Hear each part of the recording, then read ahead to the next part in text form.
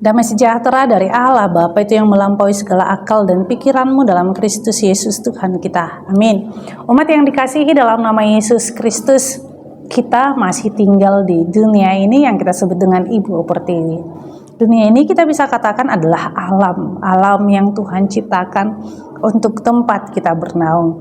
Kita bersama-sama dengan alam, kita berdampingan dengan alam, bahkan alam yang memenuhi kebutuhan kita, sekalipun itu alam harus dikelola, alam harus menumbuhkan tanah dan buah, dan itu yang kita makan. Artinya bahwa manusia dan alam saling bergantung. Bahkan manusia dan alam sama-sama hidup bersama dalam sebuah kebudayaan orang Batak. Bahkan di rumah orang Batak itu di bawah itu ternak mereka, dan itu adalah bagian daripada hidup mereka, memenuhi kebutuhan mereka. Oleh karena itu, apakah kita harus menghancurkan alam? Tentu tidak. Tetapi kita memelihara alam seperti yang Tuhan sampaikan kepada kita. Oleh karena itu, firman Tuhan yang menjadi renungan hari ini tertulis dalam kitab Yeremia pasal 18 ayat 14 sampai 15. Masakan salju putih akan beralih dari gunung batu Sirion, masakan air gunung akan habis, air yang sejuk dan mengalir, tetapi umatku telah melupakan aku. Mereka telah membakar korban kepada dewa, kesia-siaan.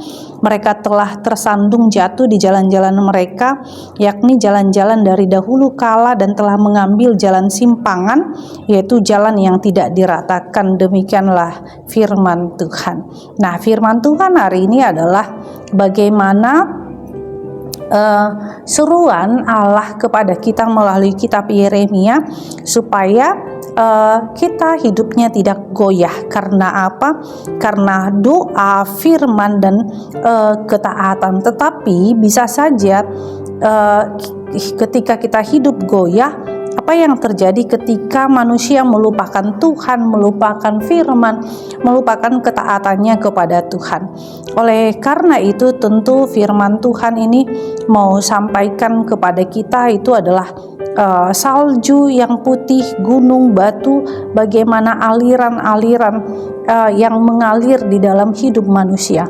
Oleh karena itu, manusia hidup di jalan yang dikehendaki Tuhan, tidak menyimpang ke dalam jalan yang tidak dikehendaki. Supaya apa? Supaya tidak tersandung, supaya tidak jatuh. Oleh karena itu, Tuhan mengingatkan kita dengan kasih-Nya bahwa teguran itu membawa kita ke jalan yang benar.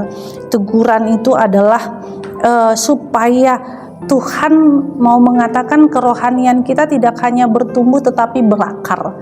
Ketika berakar, di situ kita menjadi pribadi yang kuat. Bagaimanapun mungkin batangnya bisa patah, tetapi ketika sudah berakar, dia akan tumbuh tunas yang baru. Seperti itulah ketika kita mengambil jalan bersama-sama dengan Tuhan, Allah akan menuntun kita dan Allah yang akan menyertai kita. Amin. Kita bersatu dalam doa. Terima kasih Tuhan Yesus buat anugerah-Mu, biarlah semakin hari kami merasakan berkat Tuhan. Inilah doa kami, dalam nama Yesus Kristus kami berdoa padamu. Amin. Anugerah Tuhan Yesus Kristus dan kasih Allah dan persekutuan Roh Kudus itulah yang menyertai kita. Amin.